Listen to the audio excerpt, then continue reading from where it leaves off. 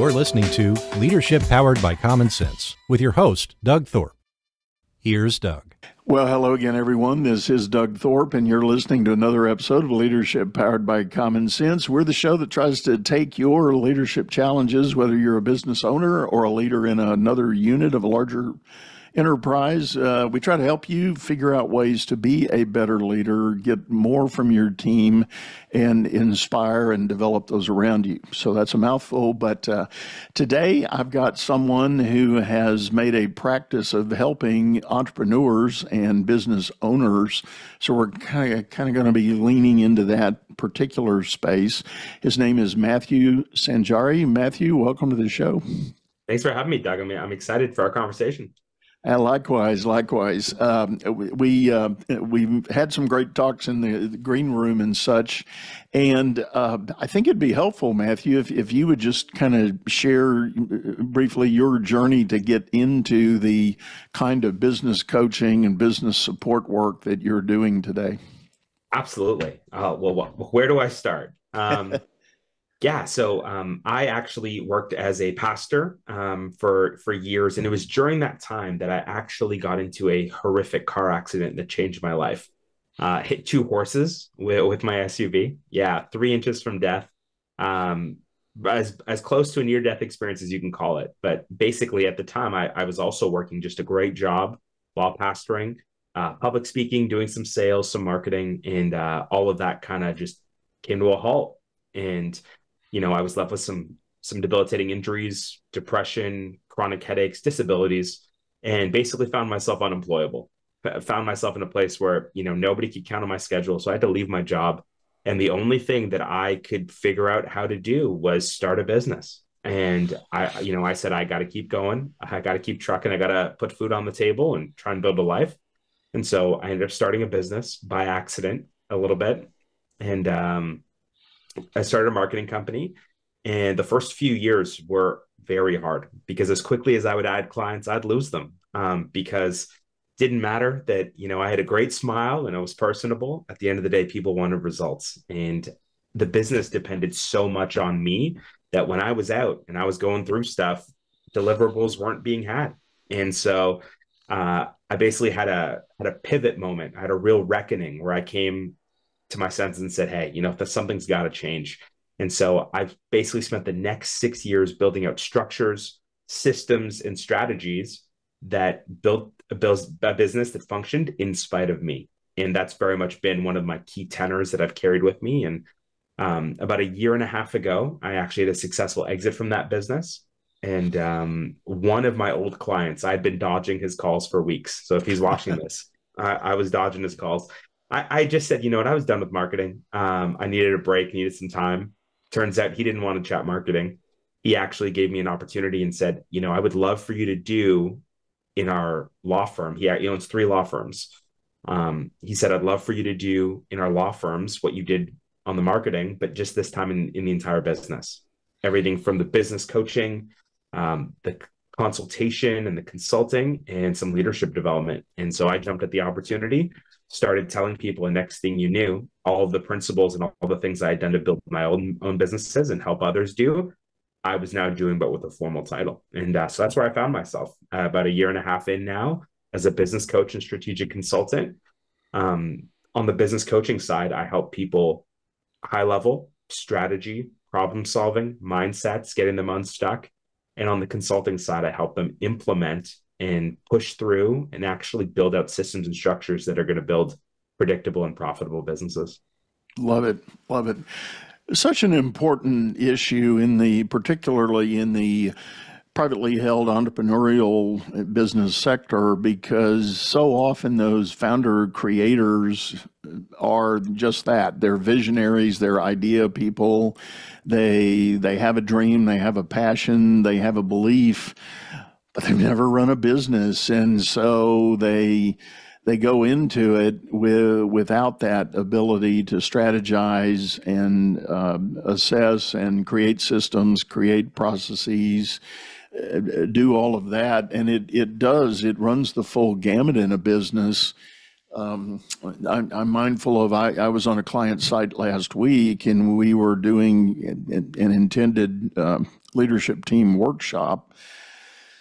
And these were two partners that had just bought this business. It was a 30-year-old business that the owner was baby boomer, wanted to exit and retire. Nobody in his family really wanted it, so we did put it up for sale. And these two younger gentlemen bought it and have taken it over and doing quite nicely with it. But we were leaning on that idea of, let's build a leadership team and then let's have the team think about how do we systematize the business? How do we create processes that, if you want scale and growth, you have to be able to repeat something and do it consistently and reliably. And that requires a process and ultimately a system. So, being able to begin thinking that way is sometimes a tall mountain for owners to climb and get there.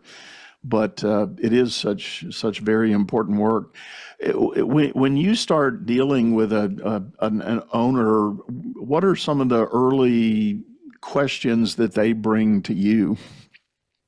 Yeah, it's interesting. I feel like the questions that come to me, that owners bring to me anyways, are often the same questions. They just take different forms, but it's a lot of, hey, I'm drowning. I'm so involved in my business. I'm not just the owner, I'm the operator. I need help, or it's a lot of paralysis. Hey, I'm stuck. We feel like we're just kind of, by all accounts, the business is successful, but I'm in this loop where I'm working 30, 40, 50 hours a week and nothing's changing. That's another common one I get. And oftentimes I also get one that says, can I be removed from this process of growth? I had someone the other day say, hey, can I pay a little extra? And, whatever that amount is, that would basically, like, I wouldn't have to be part of the process. And I said, that's not how it works. That's really not what we're going for here. Yeah. Not on this consultant's watch, but yeah, I find it is a lot of those same ideals that keep repeating itself. And that's why I think the business coaching side is so important, because we have to sit down and we have to analyze and just talk through what this is. Because so many times, I mean, I'm sure you know this, Doug, but I worked in the marketing industry at a marketing company, and so often clients would come to me and they say, well, we want to run a marketing campaign. And I was like, no problem, we can do that. But after a few questions, I would often find out it's not a marketing problem you have. It's actually a sales problem you have, or it's a retention problem you have. As quick as customers are coming in, they're leaving. So, hey, I can get you all the leads you want, because that's what I do. That's what I'm in the business of doing as a marketing company. But your problems aren't marketing problems. And if we don't talk that through and actually map that out, I think so many of us, so many business owners, we can keep going on that hamster wheel over and over again. Right. Yeah, it's there's a popular saying out in West Texas: the problem is not the problem, and I think that's actually wise words to tell an owner. About the time you think you've identified a problem you've got in your business, odds are that that's not really the problem. That's a symptom of a bigger problem or a different problem. And it's showing up as some kind of like sales retention or customer retention. And you say, well, I'll fix it with more leads and more conversions. Yeah, but why not work on keeping the clients you've got? Let's start there and let's see what that looks like and how can you figure that out. So you're right. I mean, it is an interesting dynamic to think about. Well,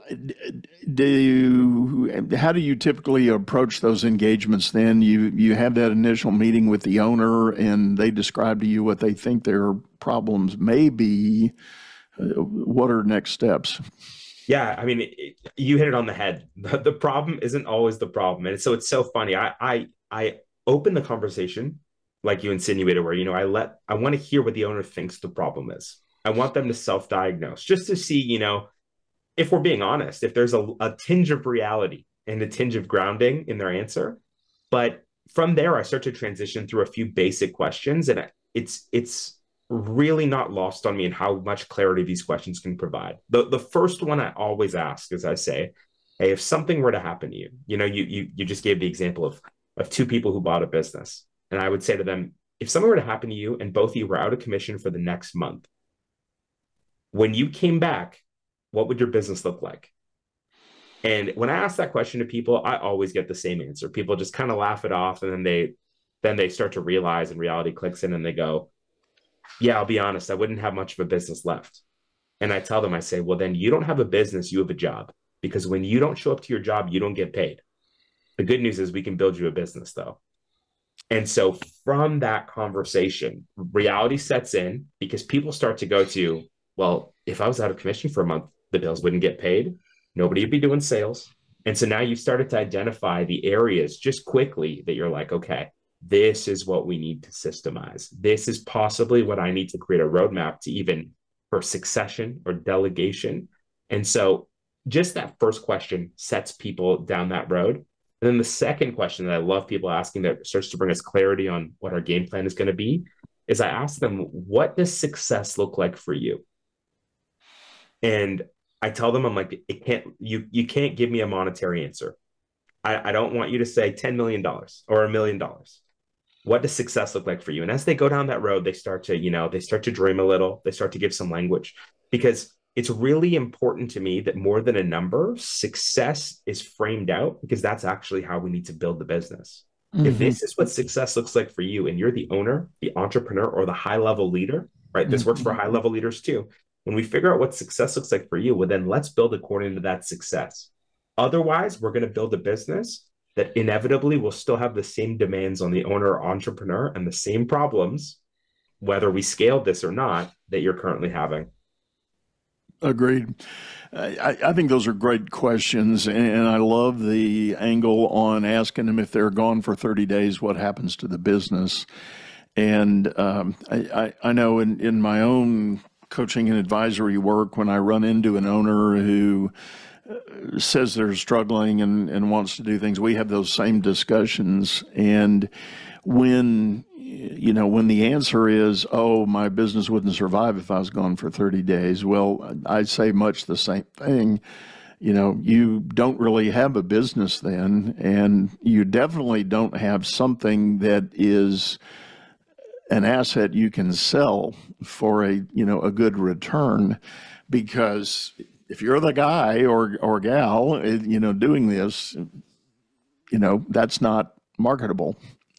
I mean, it's certainly not a business that could be sold and transferred to someone else. So critical thinking there. There's also been a lot that's been done in the realm. I think Gino Wickman has done this. He followed up his EOS traction with rocket fuel. And the argument there in that book was the fact that among the entrepreneur world, there are visionaries and there are implementers. And usually both of those skill sets aren't embodied in the same person. And many entrepreneurs definitely score high in the visionary part. That's why they want to start the business. But they need a good implementer partner to go make things happen. And what's your take on that dynamic in a business? I love it. And I think it's so true. I mean, speaking from my own experience, I was a visionary through and through. And the only reason why I started to go down the implementation road is I had to, right? My medical condition left me in a place where if I didn't learn how to implement, I wouldn't have a business, much less a job. And so one of the key things I tell owners, because at the end of the day, in most businesses, you've got teams, you've got employees. Those are the people that I work with.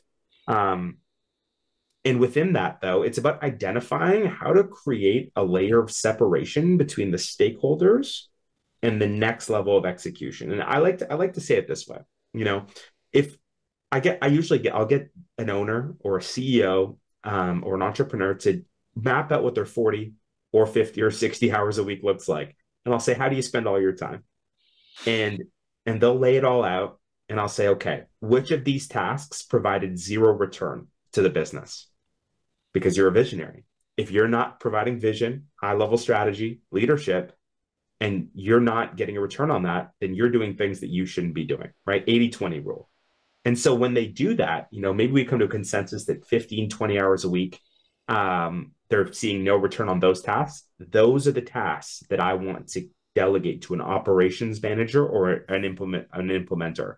And so it's in that those easy questions and the mapping out of those tasks that we actually find easy ways and scalable ways to start to create divisions of labor in a business. Because so often, I was talking to one of my clients recently, a newer client, and I had said, it's really interesting. Everyone in your organization has a job description, but you don't. And they said, well, I'm the business owner. I was like, great. Every single person in this organization has KPIs that they get held to, that, that there are things that we can measure. We know what success looks like for every position because it's in the job description. So what does success look like for you as the visionary? And, after a bit of a eureka moment, and we spent some time going down that road, after a very productive conversation, they realized, wow, success for me looks like casting new vision for the organization, consistently raising up new leaders, and rubbing shoulders to expand our network as a business. And so if those three things, we can't quantify that or qualify that, then you're not doing your job as the business owner. You're not going to be happy. You're not going to be fulfilled. So visionary through and through. But it's interesting because at the end of the day, most of us don't think, wow, the business owner or the head honcho, they need a job description, because we're so used to doing it for everybody else. Right. I love that that methodology too, because that is so critical, and it is funny, and I'm chuckling a little bit because I was probably guilty of that in the last business I created. I didn't have a job description. I was chief everything officer, right? I was gonna get out there and rally the troops and get things going, and that is truly a wise word to encourage owners to think about creating their own job description. And I like the idea of tagging your time distribution literally down to the task. I had a guest on my show last year that wrote a book that he called Don't Repeat Yourself. And the gist of it was, when you do that mapping of your tasks as the owner, if you find things that are constant and recurring, guess what? You shouldn't be doing them. Somebody else on the team should be doing that. And there may be a few rare exceptions to that, but in general, when an owner has said, no, this little piece is mine, what you've now created is that hourglass workflow in your business, and you're the little tight center of that hourglass, and everything gets bottlenecked at your desk. And the business can't flow, it can't thrive, it can't expand, because everything narrows down to that one little passageway in the flow of things. Oh, I love this idea. We take our cars to the mechanics for, checkups, optimization, make sure things are running. Our physical health, we go to doctors for physicals. How often do we do that as business owners in relation to our business and our role? And so I have this 3-step framework that I tell people, because again, when you go down this road, if you're not doing this, this can seem like a lot, and it is. And it can be very, very confusing and paralyzing because it's so much: systems, processes, structures, strategy, the whole bit. And so what I tell people is, let's just start, whether it's every 3 months or every 6 months, once you have your job description, let's go through this 3-step framework, right? I have all my tasks. I know what I'm doing. I've got a job description. And I start to ask myself every 6 months, what can I automate in my tasks? Great. Mm-hmm. What can I eliminate that's redundant? And then finally, what can I delegate? And it's amazing because every 6 months, if I'm asking that, if I can automate 10% of what I'm doing, there's so many incredible tools out there. If I can eliminate some redundancies, maybe another 10%, things that, again, why am I doing these repetitive things that maybe somebody else in the organization is doing? And finally, what can I delegate? And if I can create 20 to 30% of margin of my time every 6 months, I'm constantly rejigging and refocusing and reallocating my time to make sure my priorities are never out of whack. Because at the end of the day, let's be honest, as a business grows, even as, sometimes when we just stay status quo, creep kicks in. So it's important that, the wear and tear on our schedules gets addressed. And I think that having a healthy optimization period is really, really important, where we ask ourselves those three questions. I like that. And I agree. I think that's very helpful. And your analogy is spot on.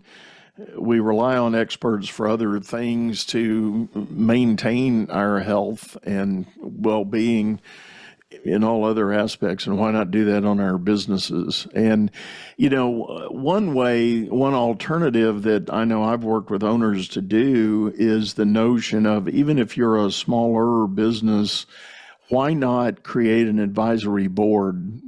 Identify 2 or 3, maybe 4 or 5 individuals who have already achieved great success in their respective realms. They have good knowledge and experience, and invite them to join you in kind of that advisory board capability. And they can be the people that are monitoring your personal CEO KPIs. They can be challenging that. They can look at the strategic plan. They can look at budgets, look at financial performance, all of those things. And likely, and I see this happen all of the time, they spot gaps in the plan. They spot opportunities that maybe are not yet identified, and they can do a very comprehensive health check. Yeah, I love it. I think there's so many similarities between, the notions of an advisory board or a coach. And so the thing that I love looking at and the perspective I love maintaining is, the best speakers, the best CEOs, the best athletes in the world, they have coaches, they have advisory boards. And Right. those people, they know a heck of a lot more than I do. And so at the end of the day, having an advisory board or a coach is not an admission to failure. Actually, it's a desire to keep growing and to keep learning and to have that accountability, which I think is so important. And so if you're a business owner, or a CEO, even if you're a high performer, to have this idea that I should have, from a leadership perspective, people that hold me accountable and pour into me above me, and then people as well that I'm pouring into, I think is just such a healthy leadership dynamic in really any sphere of life, but especially in any form of business. And I think your point is very valid, especially for those that have already achieved reasonable levels of success, and there's a chance that people can get a little complacent with how they're thinking, or they think, well, I've arrived, I know what I'm doing, I can, I don't need a coach, I can move on. And I was rocking along a while back, and I read a sports article about Phil Mickelson, the golfer, and somebody asked him about his coach, and they said pretty much, well, Phil, you're accomplished, you've got all these trophies and big wins, why do you still have a coach? And he said, my goal with my coach is to improve 1/4 of a stroke per round. Well, how do you measure 1/4, in an 18-hole golf event? But his point was, there's just some real fine tuning of my dials that I need to identify, because if I can earn 1/4 of a stroke in 4 rounds of golf, that is 1 stroke, 1 full stroke difference, and that's usually the margin of winning or losing a tournament. Especially at high-level competitive golf, it's usually 1, maybe 2 strokes. But if you're the guy winning that extra stroke, avoiding that extra stroke because of your coaching, you're probably going to win that tournament. So it really spoke to me and what I do, and I've started doing a lot of work with my business owners and executives who are already pretty successful. I tell them, we're not going to create these giant aha change events for you. We're going to really look at what you are doing, what you've already found success with, and see if we can find those extra little clicks on the dial that could make all the difference in the world to what you're doing. I love it, right? And again, it's this idea that it's not a sprint. We're in a marathon, right? And so if we're going to build these organizations that are sustainable, that are predictable in nature, then what we need to do is we need to say, hey, if we can move the dial 1 or 2% every 3 months in our optimization, and we're doing that across the board, and we're teaching our teams to do that as well, then man, over a few years, that compounding effect will be huge.